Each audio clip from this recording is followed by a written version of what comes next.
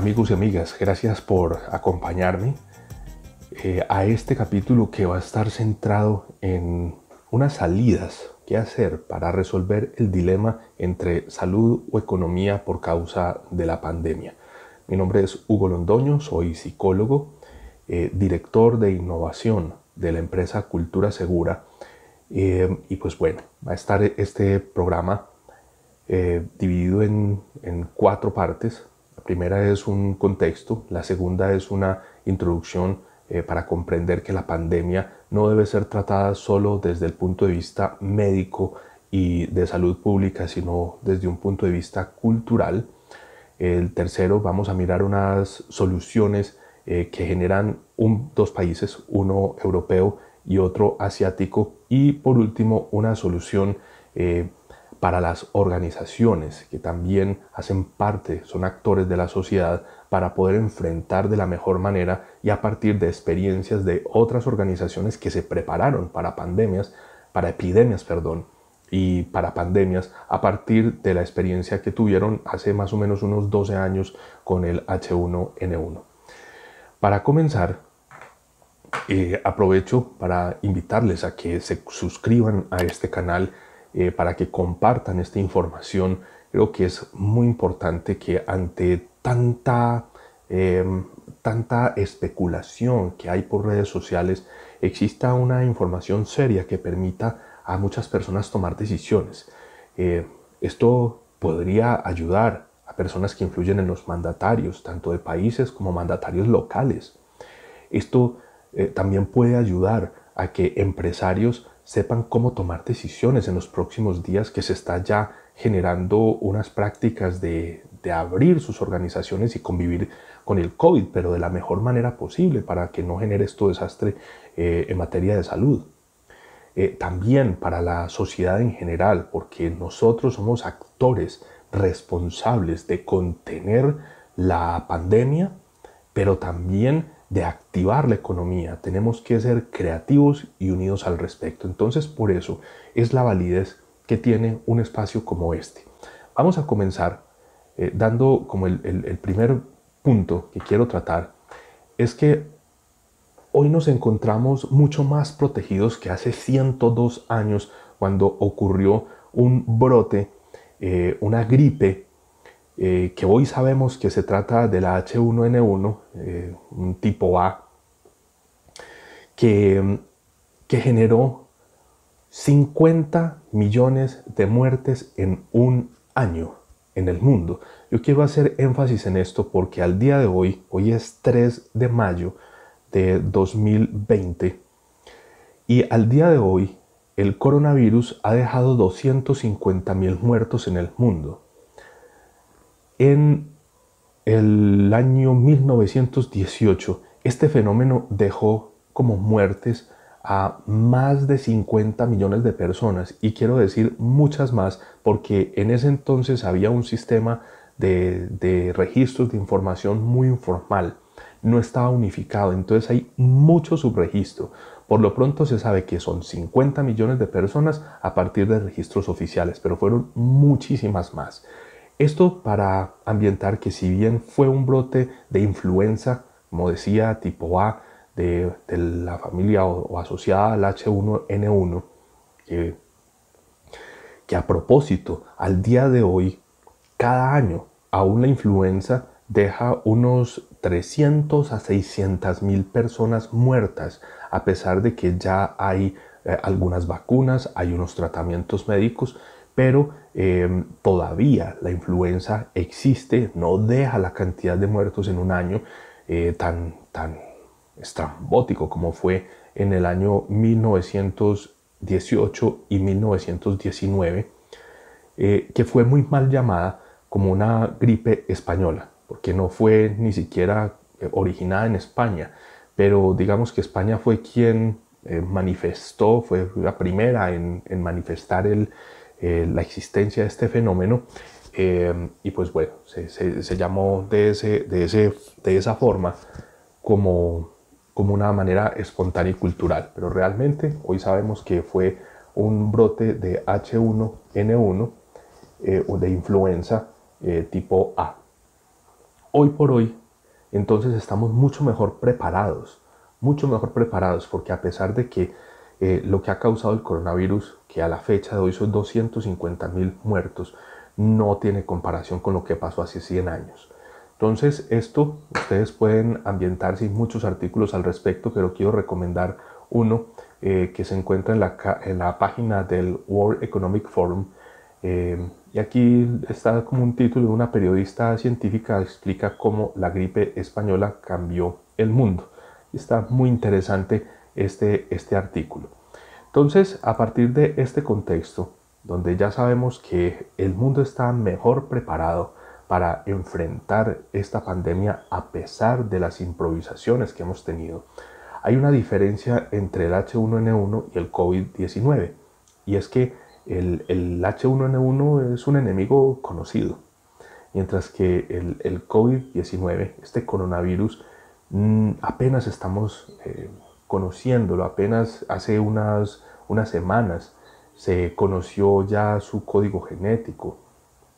Bien, entonces, pero dentro de esto, los medios de comunicación han permitido, y cuando estoy hablando de medios me refiero a las redes, no solamente a la televisión o a los noticieros oficiales, sino las redes han permitido tener acceso a mucha información, interconectarnos y poder reaccionar también rápidamente como sociedad.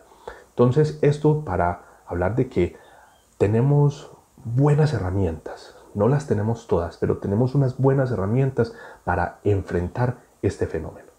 Ahora, entendido esto, vamos a pasar a la segunda parte, que es comprender por qué no podemos continuar con el error de tomar decisiones solamente basadas desde lo médico y desde la salud pública, sino que tenemos que integrar decisiones partiendo del análisis del fenómeno cultural.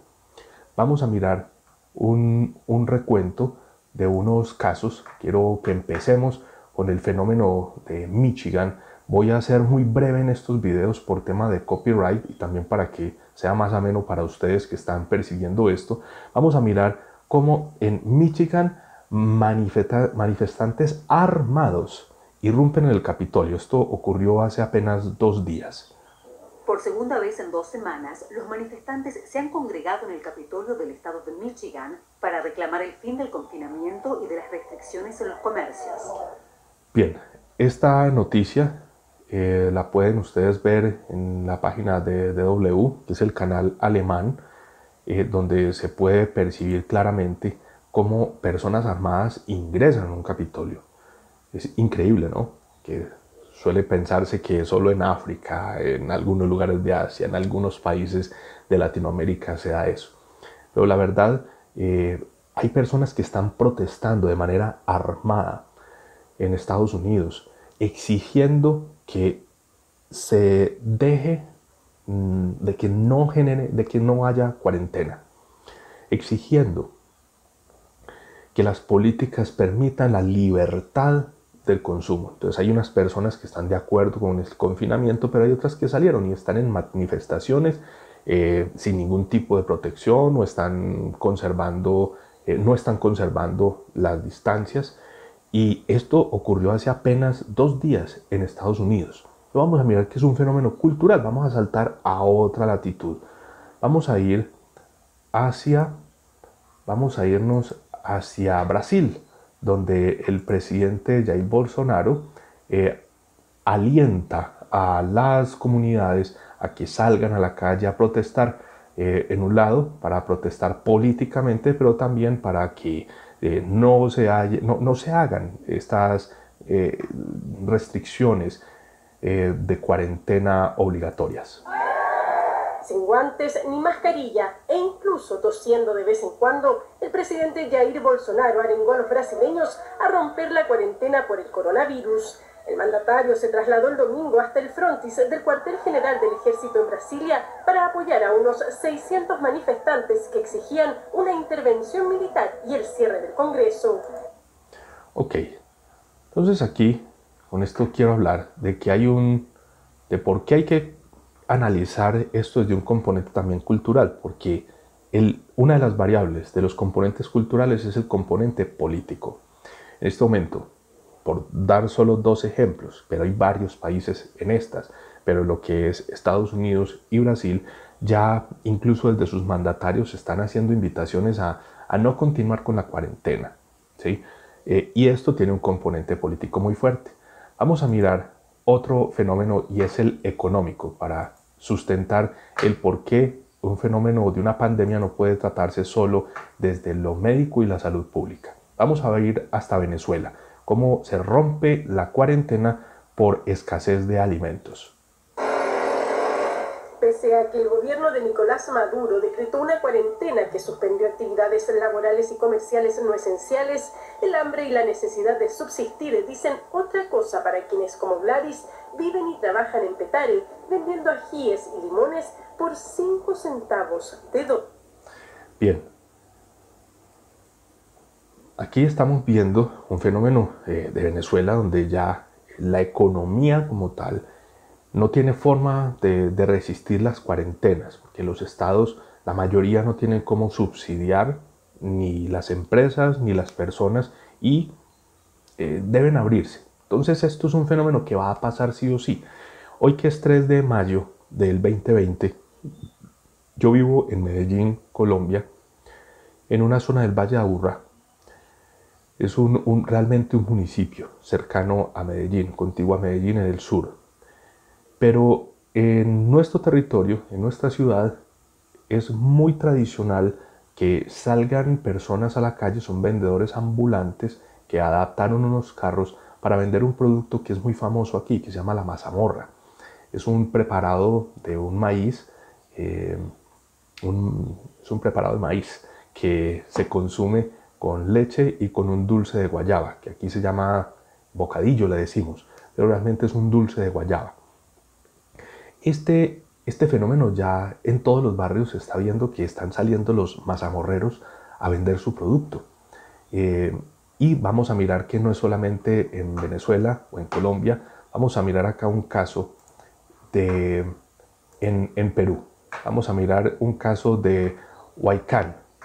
Esto ocurrió hace aproximadamente un mes, cuando ya llevaban 15 días de la cuarentena. Más o menos unos 20 días ocurrió este fenómeno que vamos a mirar acá. Está trabajando, ¿no? Que todos los 15 días de cuarentena. Yo vivo de acá. Sí, señor, pero la cuarentena es cuarentena, tiene que ser 15 días, ¿no? Si no trabajo, ¿qué no va a comer? Acá este señor peruano fue pues más honesto que muchos otros y dijo, pues bueno, yo necesito comer, necesito trabajar. Algunas personas que trabajamos más con aspectos cognitivos o de servicio, pues algunas cosas las hemos podido hacer desde nuestras casas a través de un trabajo virtual, haciendo uso de la internet y de los teléfonos. Pero hay labores que necesitan de la creación, de la mano de obra como tal para poder sobrevivir, como este caso. Y son miles de personas que ya hoy, después de casi 2 meses, después de mes y medio, casi 2 meses de cuarentena, ya la sociedad está saliendo. Y es mejor que se trate esto desde un tema cultural para que pueda ser de una manera más ordenada y controlada. Ya hemos visto entonces el fenómeno político, ya hemos visto el fenómeno económico, ahora quiero que veamos un componente social. ¿Por qué hay que trabajar desde lo social también? Este es un fenómeno en México. Esto fue hace más o menos unas 3 semanas. Bailaban al ritmo de la tambora. Son vecinos de Tlalpan quienes este fin de semana salieron a las calles a festejar su carnaval sin importarles las restricciones por el coronavirus. Aquí podemos ver que hay fenómenos sociales que hacen parte de lo que son los ritos. Y hay ritos que muchas comunidades no están dispuestas a cesarlo. Para la muestra, el botón de muchos países, entre ellos Corea del Sur, donde por ritos religiosos se propagó la enfermedad. También ocurrió en muchos otros países, pero solamente por hablar de ello. Son ritos que mucha comunidad no está dispuesta a renunciar a ello para protegerse de esto, porque es mucho más importante lo otro. Pasa también con los judíos ortodoxos en Israel y en Nueva York, donde no están respetando los criterios que tiene el Estado dentro de la cuarentena. Entonces vamos a mirar otro fenómeno también social. Esto ocurrió hace aproximadamente 2 meses en Italia, en una ciudad italiana donde hacen un rito, tiene un rito de la batalla de las naranjas. La ciudad es Ivrea. Vamos a mirar un breve fragmento de cómo, a pesar de que ya había coronavirus, ya había brotes, la gente no renunció a su rito del carnaval. Vamos a ver estas imágenes.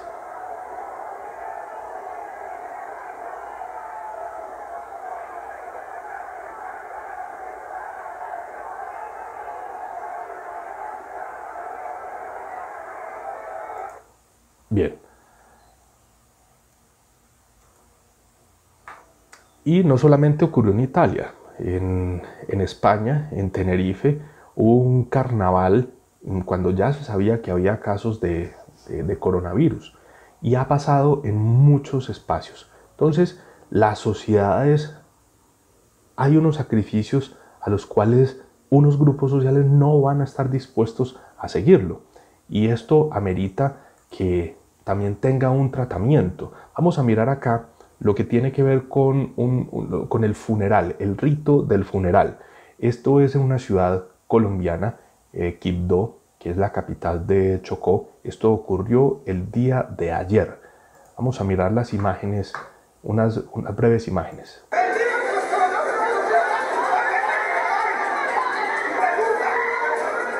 Aquí está, esta es la imagen del día. El ataque de este grupo de ciudadanos contra los médicos del hospital de Quibdó, que habían declarado la muerte de uno de sus compañeros sospechoso de ser COVID positivo. Los hombres, luego del asalto, tomaron el féretro, lo pasearon por la ciudad e hicieron una ceremonia fúnebre multitudinaria y sin distancia social ante la mirada inerme de los policías.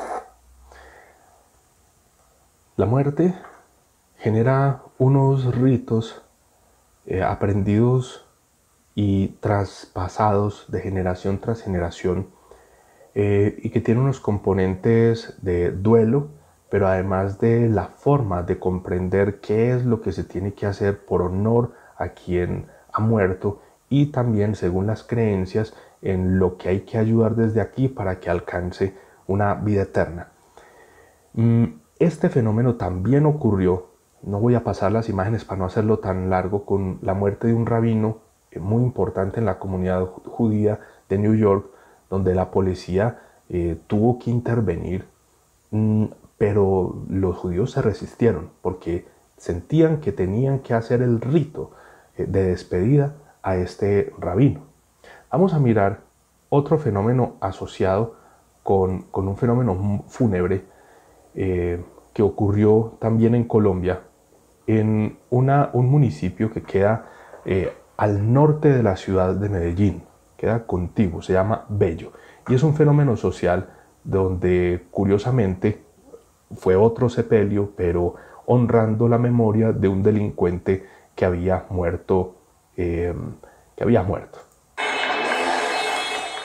Decenas de personas acompañaron el cortejo fúnebre de un señalado cabecilla de la banda Niquía Camacol en Bello, Antioquia. El féretro con el cuerpo de Edgar Pérez, conocido en vida con el alias de El Oso, fue paseado por las principales calles del barrio Niquía, cargado por al menos 8 personas y detrás una romería inexplicable de seguidores.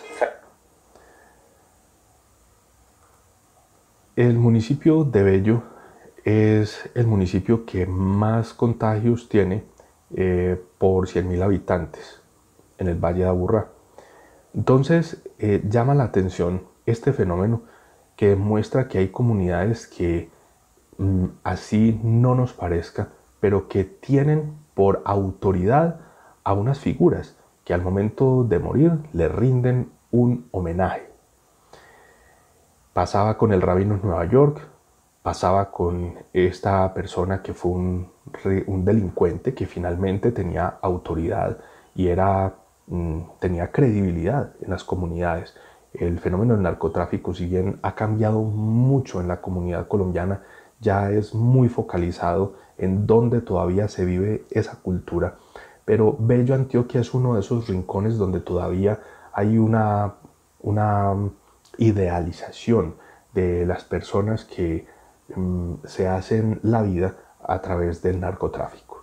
Entonces, bien, entonces ya aquí podemos decir que tenemos el fenómeno político, el económico, pero vamos a mirar que también hay un fenómeno de reacciones sociales cuando los estados no tienen una forma de acompañar las personas, pues las sociedades hacen lo que mejor les parezca para con ello. Algunas lo hacen de una manera inofensiva, pero hay otras que tienen un carácter de riesgo de salud pública y de salud mental para la sociedad. Vamos a ver el caso de lo que ocurrió en Ecuador. Esto ha pasado por todas las noticias en Guayaquil. Esto le pasó a este hombre que en este video se hizo viral. Mi hermano acaba de fallecer por un problema respiratorio que está aquí tirado fuera de la casa. Los estoy grabando. Aquí están los señores policías, vino criminalística a hacer levantamiento de cadáver y me dicen que no pueden venir y llevarse el cuerpo de aquí, que hay que esperar un día más todavía con el cuerpo aquí, abandonado en la vereda, que no hay ambulancias disponibles en todo Guayaquil.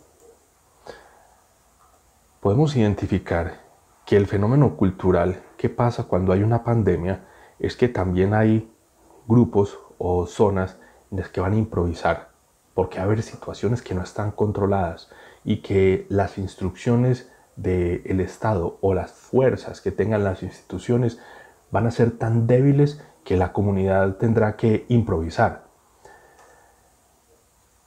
Y vamos a dirigirnos a otro lugar, dentro de una reacción un poco más amable, pero son improvisaciones que son en este caso pues muy benéficas, pero son finalmente reacciones que va a tomar sí o sí improvisadamente la sociedad.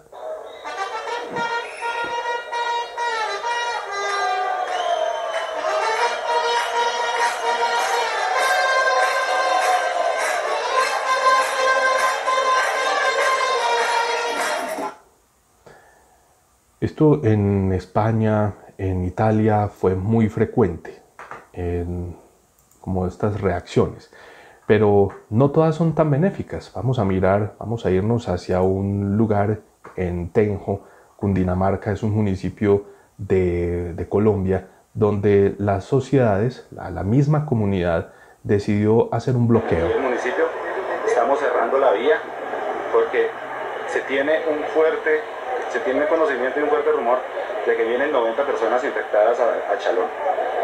Nosotros somos solidarios, pero Tenjo hasta este momento no está presentando a ningún infectado.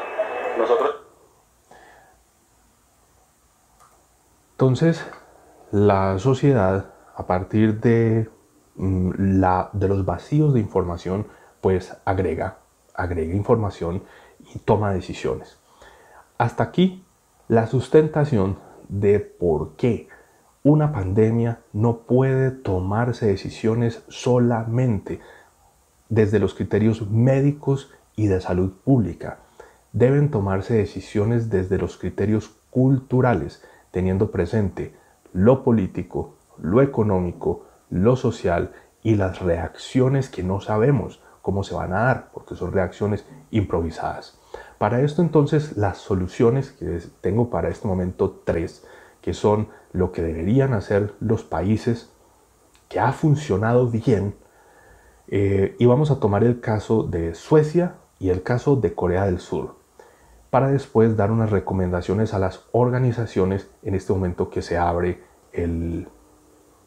la posibilidad de reactivar algunos sectores de la economía.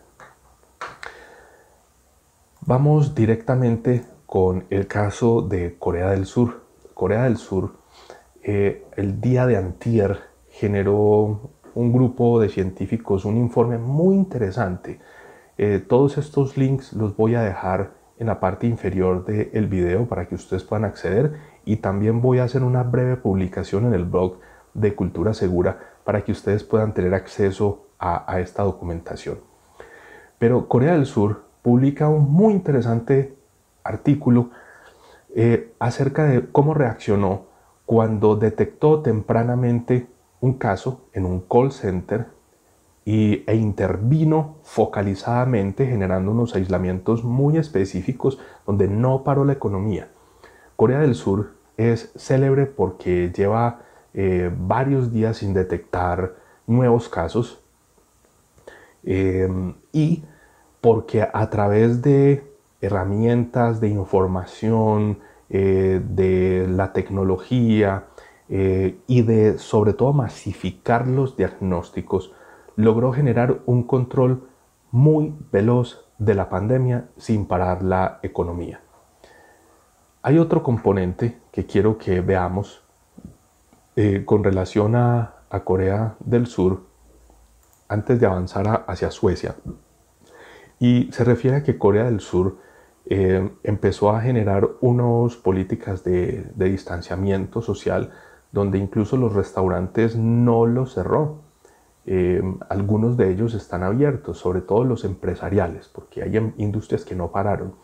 Pero muchos restaurantes lo que hicieron fue generar unas mamparas individuales para que la gente pudiera sentarse, comer su almuerzo y pues si algo poder interactuar con otra persona, pero a través de unas mamparas, de unas pantallas transparentes que facilitaban tanto el aseo del espacio como también la interacción social evitando el contagio. Esta semana, la que empieza, Corea del Sur ya abre la temporada de béisbol, pero a puerta cerrada. Las personas van a poder verlo a través de televisión, pero ya abrió ese espacio.